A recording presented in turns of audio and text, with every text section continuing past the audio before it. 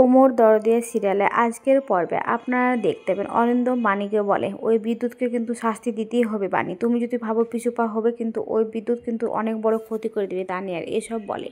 এদিকে দেখা যায় যে বান্টিকে বাড়িতে নিয়ে এসেছে নয়নতারা, আর তখন বান্টিকে বলে এখানে থাকার কথা। তখন মৌলি দাদু বলে ও এখানে থাকবে কেন, ওকে তো আমি বাড়ি থেকে বের করে দিয়েছিলাম, ও এখানে কিছুতেই থাকবে না।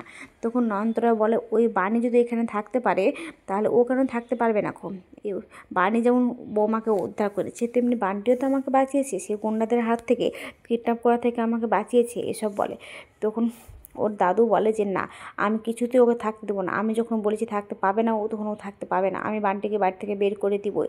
তখন নয়নতারা বলে ঠিক আছে, বাড়ি থেকে বের করে দেবে, আমিও এই বিচার চাই যে ওর প্রতি যে দয়া করবে তাকেই থাকতে দেবে, আর আমাকে যে দয়া করবে সে কেন থাকবে না, আমি এর বিচার চাই বলে চাই। তখন বান্টিকে বলে বান্টি তুই ঘরে যা, আমি দেখছি। তখন বান্টি সেখান থেকে হামাগুড়ি দিয়ে ঘরের দিকে রওনা দেয়, আর তখন সেখানে নয়নতারা বলে আমি কিন্তু বিচার চাই, বিচার চাই বলে সেখান থেকে চলে যায়।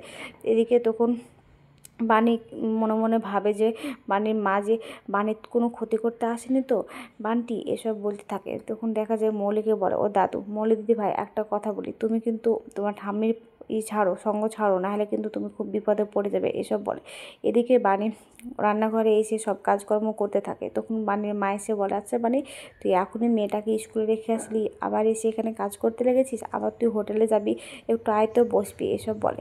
ঠিক তখনই বাণীর মামুনি এসে চিৎকার করে আর বলে বাণী কোথায় তুই, তুই ঘর থেকে তাড়াতাড়ি বেরিয়ে আয়। তখন বাণী বলে এটা তো মামুনির গলা, মামুনি কী হলো বলে ঘর থেকে ছুটে বেরিয়ে আসলে বলে তুই এখানকার দাঁড়িয়েছিস, আমার ছেলেকে বিপদে ফেলেছিস ফেলে। তখন বাণী বলে বিপদে, আমি কোনো বিপদে ফেলিনি, আমি কিছু তো জানি না, এসব বলে। তখন মৌলির মা বলে বাণী যখন বলছে কিছু জানে না, তখন আপনি বারবার করে বাণীর দিকে কেন আঙুল তুলছেন। তখন ও বলে আমি জানি যে ও কিছু বলেছে, ও কিছু না করলে আমার ছেলেকে এমনি এমনি কি থানায় ধরে নিয়ে চলে গেল। তখন বাণী বলে থানায় নিয়ে গেছে, আমি এসব কিছু জানি না কো। তখন মৌলির মা বলে যে একটা কথা বলি, আপনি যে বারবার করে বাড়ির দিকে আঙ্গুল দিচ্ছেন, আপনি কি জানেন যে আপনার ছেলে ওকে রেখে আবার বিয়ে করেছে, আর আপনি এখান থেকে গেলেন কি বলে যে আপনার ছেলেকে আপনি শাস্তি দিতে এসেছেন, শাসন করতে এসেছেন, আর সেখানে গিয়ে আপনি আপনার বৌমাকে ছেড়ে দিলেন রাস্তায় একা, আর আপনি আপনার ছেলের কাছে থেকে গেলেন। আপনি কীরকম মাগো যে নিজের ছেলেকে শাসন করতে পারেন না। তখন বাণীকে বলে আমি এসব কোনো কথা শুনতে চাই না, তুই কিন্তু চল আমার সঙ্গে, এখনই থানাতে যেতেই হবে। তখন মৌলি দাদু বলে ও যখন বলছে কিছু জানে না, ও যেতে চাইছে না থানাতে, তখন আপনি ওকে জোর করে কেন নিয়ে যাচ্ছেন। তখন বিদ্যুতের মা বলে যে জোর করে নিয়ে যাচ্ছি মানে আমার ছেলে থানায় আছে লকআপে, তাই আমার কষ্ট হয়েছে, আপনার তো হয়েছে না, তাই আপনি ঠিক বুঝবেন না কম, এসব বলে। আর বলে ও বুঝেছি, ও কেন থানাতে ওকে বিদ্যুৎকে পাঠিয়েছে, কারণ বাবুর সঙ্গে যে ফুর্তি মারা হয়েছে না, ফুর্তি মারার জন্যই তো। তখন মৌলির ঠাম্মি বলে বাবু এখানে সে বাবুও জুটিয়ে নিয়েছে, বাহ কি মিষ্টি ব্যাপার। তখন বিদ্যুতের মা বলে মিষ্টি ব্যাপার তাই না, ওর বাবুতে এই বাড়িতে থাকে, আপনারা জানেন না কো। কী রে মানে তোর বাবু কোথায় থাকে, ওনাদেরকে বলেছিনি ডাক তোর বাবুকে, তোর বাবু কেন আসছে না কো।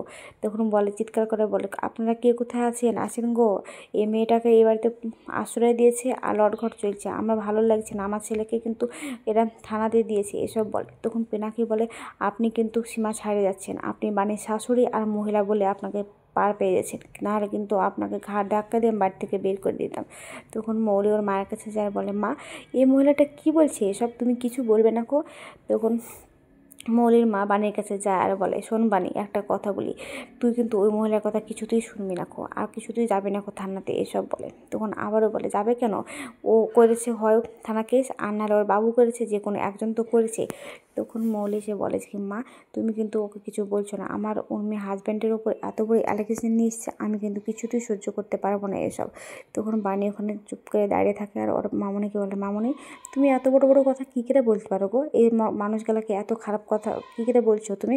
একটা কথা বলি, যখন আমি গ্রাম থেকে আসি মামনি হাত ধরে, তখন মামনকে কিন্তু এরাই আশ্রয় দিয়েছিল, এরাই কিন্তু ভালোবেসেছে, আর যখন তোমাকে নিয়ে গেলাম তোমার ছেলের কাছে, তখন তোমার ছেলের কাছ থেকে আমাকে তুমি তাড়িয়ে দিলে, আর তখন সেখানে এসেও কিন্তু এরাই আশ্রয় দিয়েছে, আর তা থেকে তুমি এত বড় কথা বলছো।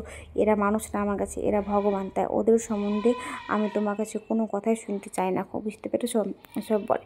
তখন বিদ্যুতের মা বলে তাই নাকি বুঝি, একটা কথা মাথা রেখ, আমার ছেলের জন্য আমি যা খুশি তাই করতে পারি, দরকার হলে তোর মেয়ে তানিয়াকেও আমি থানাতে নিয়ে যেতে পারি, আর গিয়ে দেখাবো ওই দেখ তানিয়া তোর বাবা লকআপে আছে, তোর মা তাকে থানায় পুড়ে রেখে গেছে। তখন বাণী বলে মামনি তুমি ওইটুকু মেয়েগো তুমি থানায় নিয়ে আসবে, তুমি কতটা নিচে নামতে পারো না, তুমি কিছু করতে পারো না।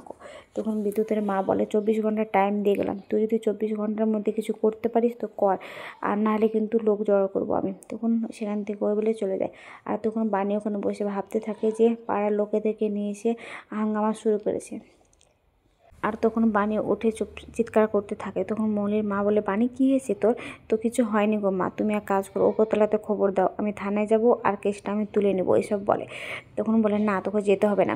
তখন না গো, আমাকে যেতে হবে, আমার সমস্যাটা আমাকে একটু মেটাতে দাও বলে সেখান থেকে চলে যায়।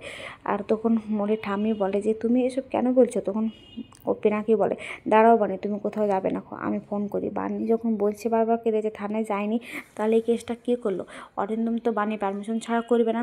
তখন পিনাকি ফোন করতে গেলে বানি বলে, ছোটোবাবু আপনি ছেড়ে দেন, আমার সমস্যাটা আমাকে মেটাতে দেন না, আমি সব কিছু ঠিক করে দেবো, আমি যাচ্ছি বলে সেখান থেকে চলে যায়। অন্যদিকে দেখা যায় অরিন্দম ল্যাপটপে বসে কানে হেডফোন দিয়ে সব কিছু মিটিং সামলাচ্ছে। আর তখন সেখানে আসে বানি, আর এসে বলে যে কি যে আপনি এখানে বসে আছেন। তখন তখন অরিন্দম বলে, আপনি তো এখানে আসেন না সচলাচল, তাই আপনাকে জিজ্ঞাসা করছি। তখন বলে, হ্যাঁ আমাকে যদি আসতেই হতো, কেন আসবো না? একটা কথা বলুন তো, আপনি কি বিদ্যুৎ নামে থানাতে কেস করেছেন? তখন বলে, হ্যাঁ আমি করেছি, তো কী হয়েছে? আর আপনি বা কী করে জানলেন? তখন বলে যে হ্যাঁ আমি জেনেছি। তো কোথায় থেকে? তো মামুন এসেছিলো, আর বাড়িতে এত কিছু হয়ে গেল, এত হাঙ্গামা শুরু হয়ে গেল, আপনি কিছু জানতে পারলেন না? তখন সেখানে অরিন্দমের মা আর অরিন্দমের বাবা আছে, আর এসে চুপচাপ দাঁড়িয়ে থাকে। তখন বানি বলে, আপনি আমার পারমিশন নেওয়ার প্রয়োজন মনে করলেন না, আমি কি চাই বা কি চাই না তা এসব বলে। তখন অরিন্দম বলে, আপনাকে একটা কথা বলি, আপনাকে ও বারবার রোজ রোজ আসে এই বাড়িতে আর অশান্তি সৃষ্টি করে, আপনাকে মারধর করে, হোটেলে গিয়ে আপনাকে মেরেছে, আর আপনার এই গলার দাগটাতেই সেটা প্রমাণ করে দিচ্ছে। আপনি একটা কথা বলবেন না? আপনি কী ভাবছেন আমি কিছু জানি না? আমি সব কিছু জানি।